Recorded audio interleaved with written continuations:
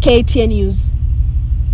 From talking the talk to walking the talk, the United States, the European Union and African Development Bank are among countries and institutions that have today pledged to assist African countries with billions of money to adapt to the adverse effects of climate change. This follows an uproar by African countries that most of the Western countries largely responsible for climate change have done little so far in financing climate change adaptation in Africa, where the climate crisis is directly and adversely felt. Here is KTN's David Mudoka with that report. It is on the second day of the Africa Climate Summit that is being held here in Nairobi, where the push by African countries for resources to combat climate change from the West intensified.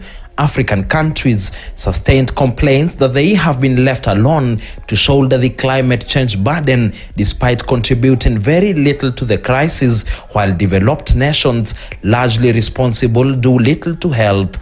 As you are not here to save us. In response, several Western countries and institutions reveal that they will not just talk the walk, but also walk the climate action talk, especially by offering African countries financial help and funding climate action programs, among them the United States, that pledged to cushion African countries hard hit by climate change with $3 billion, which translates to 437 billion shillings annually. 20 countries produce 80% of all the emissions.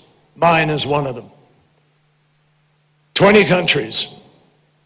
And it is critical for all of those 20 countries to immediately take steps to get on the path to the Paris Agreement, to align, to have the ability to keep 1.5 degrees alive. That will only happen if those 20 countries take the lead and make it happen. Others include the European Union, that committed to set aside 1 billion euros, that translates to approximately 154 billion Kenyan shillings for private investment into climate change adaptation programs in Africa, and the African Development Bank, that promised to avail $25 billion in 2025. At the same time, the Bezos Earth Fund, which belongs to American philanthropist Jeff Bezos, announced that it will pump $22.8 million to 2 restoration programs in Kenya's Rift Valley and at the Lake Kivu and Rusizi River Basin in the DRC, Rwanda and Burundi. First of all, we fully support the need for multilateral development bank reform. It is time to move from words to action, absolutely.